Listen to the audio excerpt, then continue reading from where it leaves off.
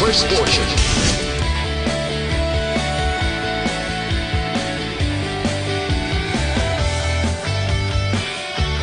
Aksyon Reports, second portion. Aksyon Balitang Bayan, numero 1. Aksyon Balitang Bayan, numero 1.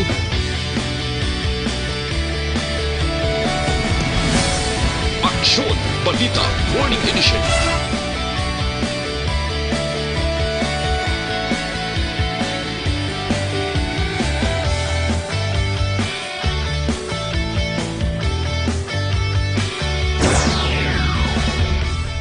Aksyon Hotline.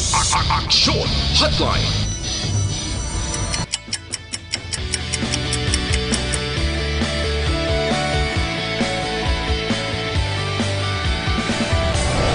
Aksyon Balita Banat Huling.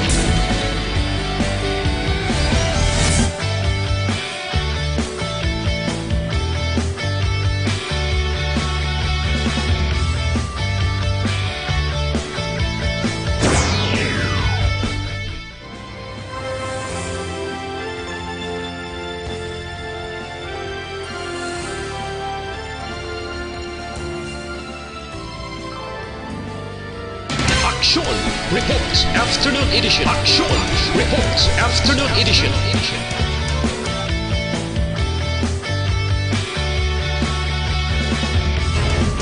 Aksyon Balita Evening Edition.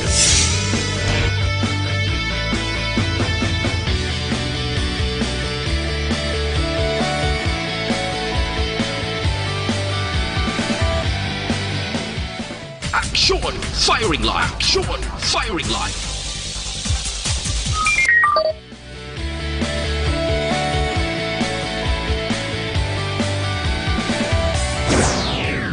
Attention all units.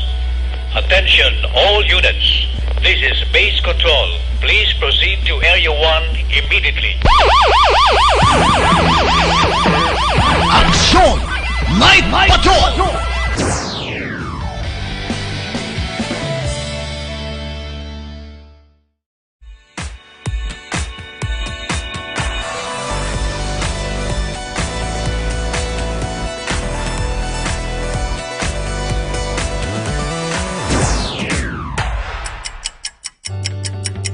Yari ang mga programa ngayon nyo bantayan diri sa DYEZ Aksyon Radio Bacolod.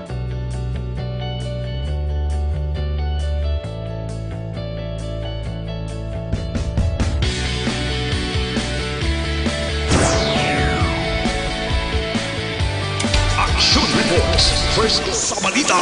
Una sa aksyon. Aksyon Radio Philippines, Standard Time, alas 6:16, kagaron sa detalye na sang mga balita lokal. Ginpanginwala ni Marlon Biboso Jr. ang akusasyon ni ginhimusla niyang 13 anyos nga bata nga babae sa syudad sang Cadiz sadtong Nobyembre 11. Sunod kay Biboso, nag-angka sa iya motorsiklo ang biktima. Ag-aksidente sila nga natumba sa may dalan sa barangay Magsaysay, syudad sang Cadiz. Rason nga may pila sini sa ulo kang naghabok pa ang iya guya. Sunod kay Biboso nga sang natabo ini, wala siya sang napinsar nga himuon. Kabangdanan kun nga nagpalagi o kag nagpanago siya sang pila ka adlaw. Ginpanginwala man ni Biboso ang aligasyon nga ginlampusan niya sang bato ang biktima antes nagpalagyo. Nadakpan kagabi si Biboso sa follow-up operation sang gintingog mapuwersa sang Talisay PNP kag Cadiz PNP sa Katabla Baybay, Barangay Zone 3, syudad sang Talisay. So, nasama to, wala nang ginambal nila. Ay ginistorya ko na yun sila natumba kami sa motor. Kaya namin ko sa kunawat ng wala ko, no? Kaya nakasunod nyo, wala nga lang ako kung sala nga wala. Hindi ko na muna makapalitay para sa inyo. Ako na ako, parang magtawhay lang. Nabatian ang palayag sang rape suspect Marlon Biboso. Panibago nga kaso sang rape ang pagatubangon ni Marlon Biboso Jr. nga ginatulo naghimulo sa 13 anyos nga batang babayi sa syudad sang Cadiz. Sunod kay Police Major Jigger Jimeno, positibo nga gitudlo si Biboso sa biktima nga naghimulo sa sadtong Nobyembre 11 sa isa ka asyenda sa barangay Magsaysay, syudad sang Cadiz. Sa nabaluan, si Biboso ang mayara na sang pending warrant of arrest sa kaso nga rape kag sexual assault sa Barotac Viejo sa probinsya sang Iloilo. Plano naman ni Jimeno nga idalon una sa Cadiz PNP si Biboso antes i-turn over sa Barotac PNP. Sa iban nga balita lokal, nadakpan ang bayaw ni Hinigaran Mayor Nadia Arceo sa drug bypass operation alauna 30 kinasang hapon Nobyembre 20 sa may sitio Capino Barangay Anahaw, Banwasang Hinigaran. Ginklalang suspect kay Hermino Sevilla, 47 anyos, kaginagkabing nga newly identified drug personality sa lugar. Ginpahayag ni Police Major James Latayo ng hepe sa Hinigaran na PNP. Ila pa ginausisa ang impormasyon nga napreso na sadto si Sevilla sa parehas man nga kaso sa Banwasang Binalbagan kung saan yarang iyang ngalan sa watch list ng kapulisan. Nakuha kay Sevilla ang duha ka sachet sang suspected shabu nga may market value nga 6,000 pesos kag 7,920 pesos nga ginapatian benta sa pagbaliga sa illegal nga droga. Si Sevilla ang preso karon sa custodial facility sang Hinigaran na PNP. Subong ko lang man na confirm, bayaw man ni kon, Mayor ma'am, utod ni Madam. Actually, ito is bagong binalbagan kasi ito ma'am siya previously. Pero hindi ko pa na-confirm sabi lang na nakulong na daw to. Nabatian ng hepe sang Hinigaran PNP, Police Major James Latayon. Ginpahayag ni Bacolod City Police Office Director Colonel Henry Binyas nga nag-file sa isa ka bulan nga leave si Deputy Bacolod City Director for Operation Lieutenant Colonel Jovi Espirido. Wala naging detalye ni Binyas kung ano ang rason sa pag-leave ni Espirido. Sa nabaluan, ginsaylo sa syudad sa Bacolod si Espirido kasunod sa mando ni Presidente Rodrigo Duterte para solusyonan ang problema sa illegal nga droga sa Bacolod. Samtang ginpahayag ni Binyas nga sa pihak nga wala pa nagka-operate si Espirido, wala man untat ang drug operation sa Bacolod PNP. Sa dugang pang balita lokal, ginaimbestigahan sa karon sang anti-red tape core team sang syudad sa Bacolod ang apat ka mga regular nga empleyado angon sa ginaligar manumalia nga transaksyon sa Social Development Center kon SDC. Una nga ginsiling ni Roslyn Robrico, pamuno sa SDC, may 5 ka mga house parent ang ginkakas bangod sa ginaligar pagtolerar sa mga children in conflict with the law kag children at risk, samtang 3 ang gin-assign sa iban nga talatapan. Ginbolgar ni Executive Assistant Sammy Montoya, Senior Cluster Head ng SDC, lakip sa mga ginaligar manumalia sa sentro hamong pagpasulod sa illegal nga droga, pagrenta sa house parents sang cellphone sa mga kabataan, paghilway sa mga kabataan, ginaligar prostitusyon, pagpagwas ang pagkaon kag iban pa. Suno kay Montoyo, 4 sa karon ka mga house parent ang gina-review o kung ginapadalman ang ilang record. Ginaulat sa karon sa SDC ang pagpatuman sang 2 milyones pesos nga improvement sa SDC, ilabi na ang pagpataas sang perimeter fence. Sa katapusan nga balita lokal, ginakabig sa police station 2 nga high value target ang family driver nga ilanadakpan kagabi sa bypass operation sa barangay Estefania, syudad sa Bacolod. Iniwasi man sa nakitaan nga transaksyon kag tawag sa cellphone ni Vivencio Benignos nga subject sa bypass operation. Suno kay Police Major Sherlock Gabanang hepe sa Police Station 2, nakilala nila si Benignos sa bulig sang una nila nadakpan. Kaga suno kay Cabana, wala sa ilang drug watch list ang ngalan ni Benignos apang nakalambot sa ilang impormasyon nga dako ang volume sang shabu nga ginatransaksyon sang suspetsado. Nakuha kay Benignos ang balor 180,000 pesos ang ginasuspetsuan shabu, kaga ginpahayag man ni Gabana, 4 ka adlaw ang nila surveillance kay Benignos bangod nagasaylo-saylo ini sang lugar nga mahimo patigayunan sang transaksyon. Una sa balita, una sa aksyon. Aksyon Radio Philippines Standard Time alas 6:21. Ugali ang Panginoon sang DTX 500 bawang DTX properties sa quarantine nga nagapanubusan glucose, vicin nga nagakontrol sang imong blood sugar, kag polypeptide nga may kaangay nga epekto sang insulin. Mag-DTX adlaw ang produkto na kag ma-deliver sa inyo mga balay. Magbisita lamang sa www.kalusuganyan.ph o kung bisitahon man lang ila Facebook page Kalusugan Yana. Detalye sang mga balita nasyonal pagkatapos gid lamang sini.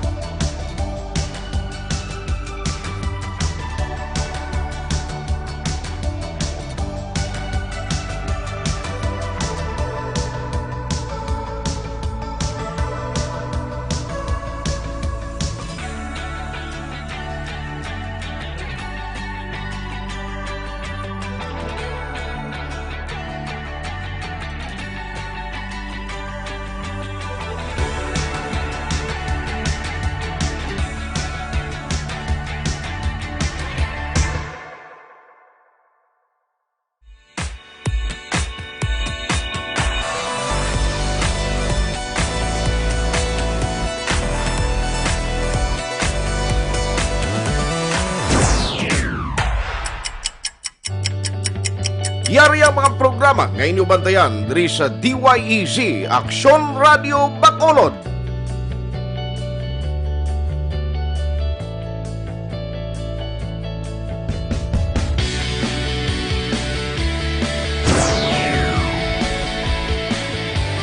Action Reports, first portion.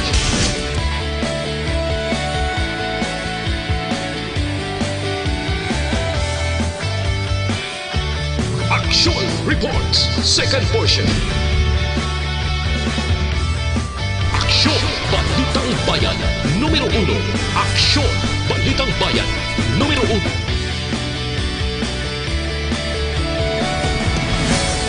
Aksyon Balita Morning Edition.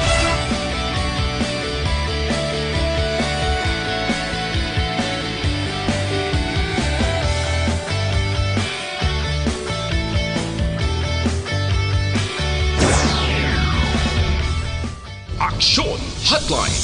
Aksyon Hotline.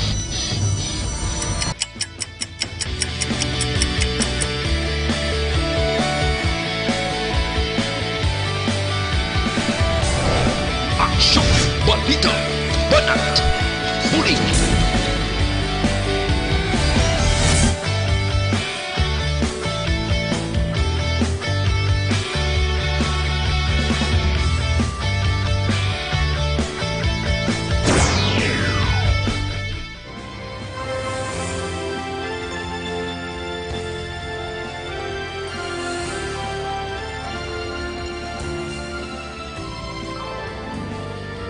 Aksyon Reports Afternoon Edition. Aksyon Reports Afternoon Edition.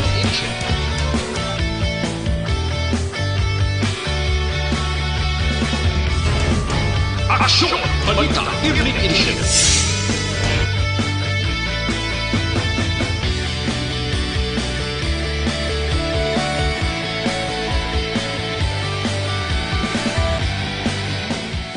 Aksyon Firing Line. Aksyon Firing Line.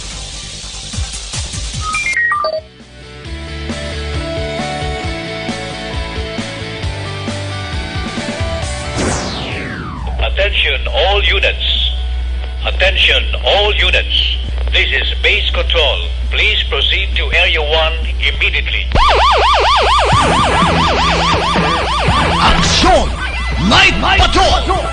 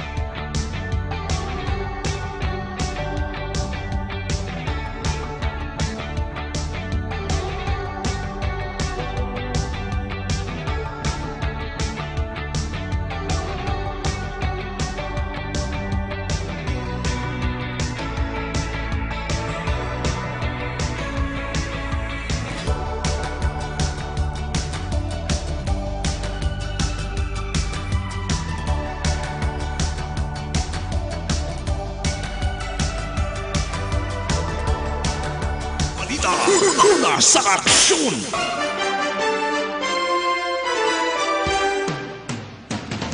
Action Radio Philippines, Standard Time, alas 6:28 sa detalye na sa mga balita nasyonal. Ginmando ni Philippine National Police Officer in Charge Lieutenant General Archie Gamboa ang crackdown batok sa paggamit sang e-cigarette sa bugos nga Pilipinas. Ini kasunod man sang mando ni Presidente Rodrigo Duterte nga total ban sa paggamit kag pag-import sang vaping device o kon e-cigarettes. Sunod kay Gamboa, strikto niya nga panganumdum sa mga hepes ng kapulisan nga pabakuron ang presensya sang pulis sa mga pampubliko nga lugar. Ilabi na sa palibot sa mga eskwelahan kag dakpon ang mga nagagamit sang vape sa no smoking areas. Sunod pa kay Gamboa, ginapamonitor man sang kapulisan ang mga nagabaligya sang vape para mapatuman ang luyag sang presidente kag hindi man maabsuelto ang kapulisan sa direktiba kag kun madakpan mahimo nga magapangatubang sang disciplinary actions. Gindeklara naman ang no vape zone sa tanan nga mga opisina kag campus ang pulis. Nalawagan man si Gamboa sa mga vape users nga untata na ang paggamit sang ginaligara maayo kung hindi maayo nga alternatibo sa sigarilyo.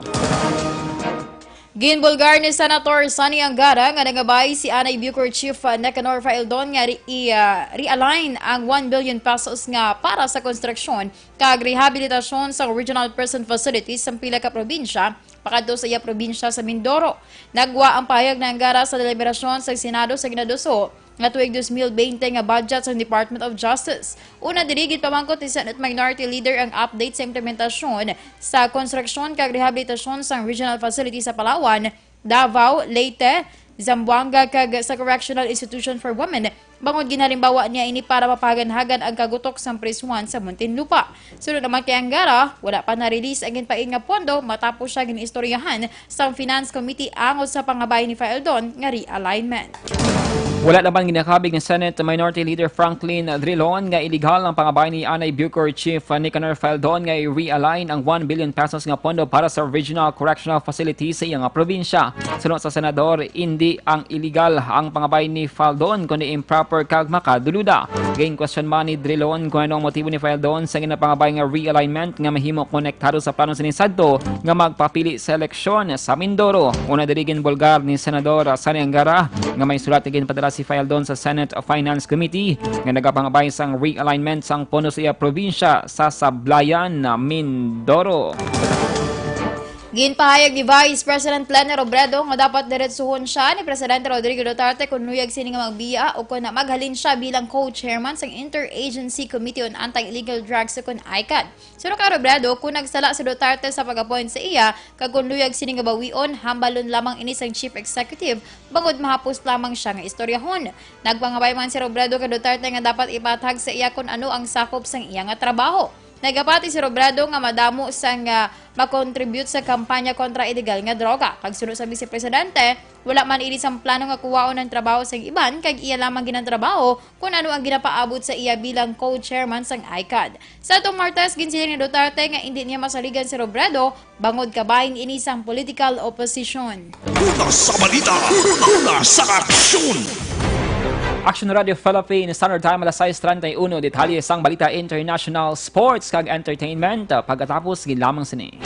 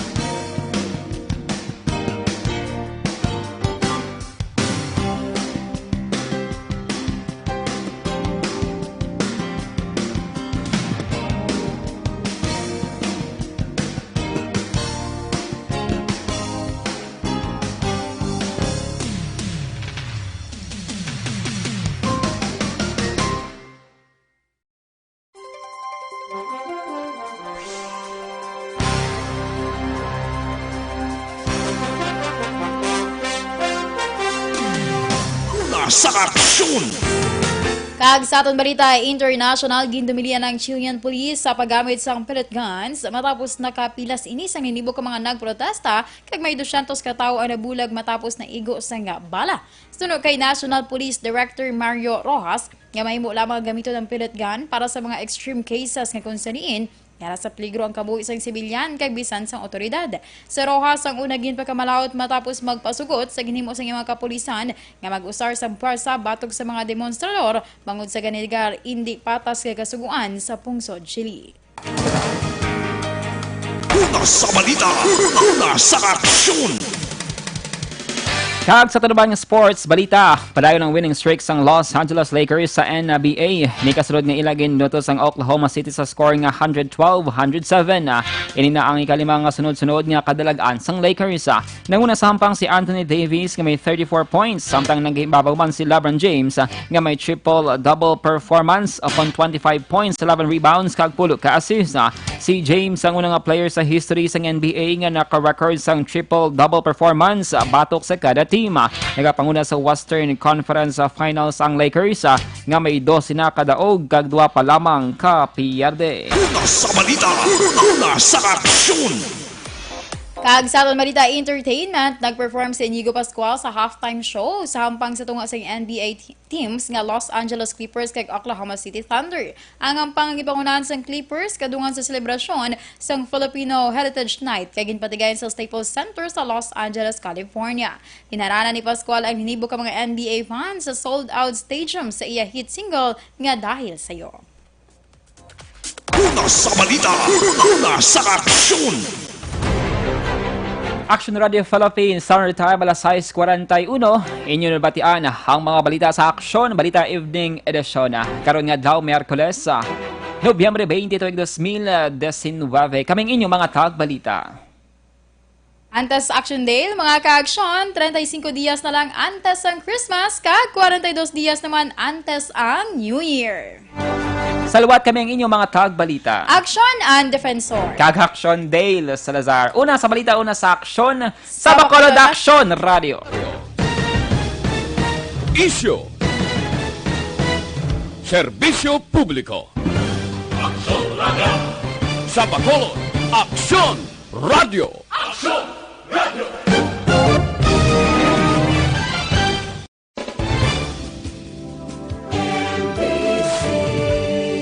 Manila Broadcasting Company. Sa balita, issue. Serbisyo publiko. Aksyon Radio.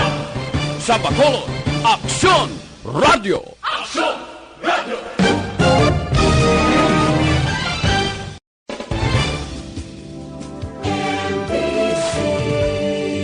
Manila Broadcasting Company. Sa balita, komentaryo, issue, serbisyo publiko. Aksyon Radio. Sa Bacolod, Aksyon Radio. Aksyon Radio.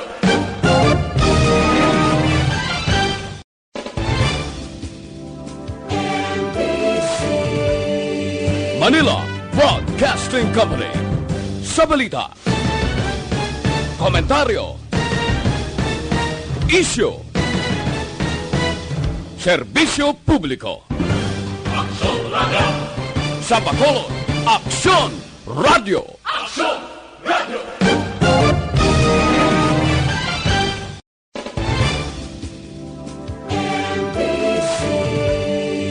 Manila Broadcasting Company.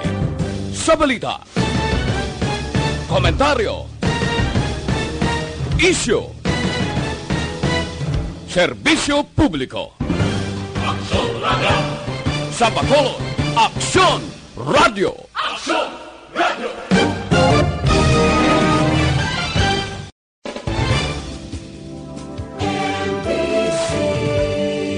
Manila Broadcasting Company. Sa balita, komentaryo, issue, serbisyo publiko. Aksyon Radio. Sa Bacolod, Aksyon Radio. Aksyon Radio.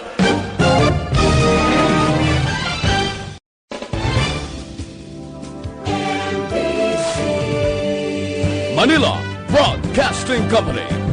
Sa balita, komentaryo, issue,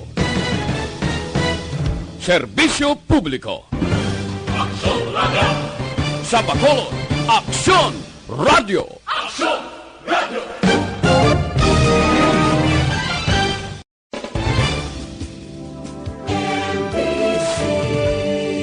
Manila Broadcasting Company.